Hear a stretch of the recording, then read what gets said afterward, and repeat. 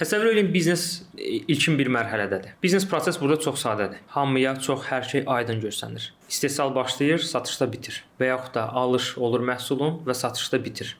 Və yaxud da bir xidmət formalaşdırılır, təqdim olunmada bitir. İlkin olaraq bu çox sadə görsənir. Biznes böyüdükcə bu prosesdə iştirak eləyən işçilərin sayı və yaxud daha da çoxalmağa başlayır. Bu bir dənə görsənən əvvəl bir funksiya 4, 5, 6, 7 alt funksiyalara bölünür. Üstəgəl bunun yanına maliyyəni də əlavə eləyirlər, üstəgəl bunun yanına marketinqi də əlavə eləyirlər, üstəgəl bunun yanına nəzarəti də əlavə eləyirlər və ilkin olaraq formalaşdırılan xidmət ki satılır və yaxud da ilkin olaraq alınan bir mal ki yekun istehlakçıya çatdırılır. Bu funksiyada artıq bu zəncirdə bir çox iştirakçılar iştirak etməyə başlayır.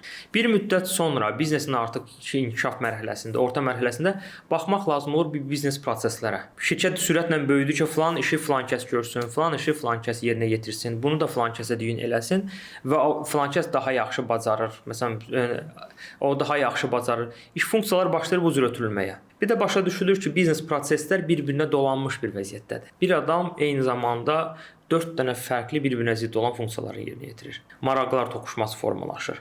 Və yaxud da bir adamın üzərində böyük bir düyün formalaşıb ki, və biznesin böyük hissəsi ondan asılıdır. Ona görə də bir mərhələdən sonra biznes proseslərə bircə baxılmalıdır.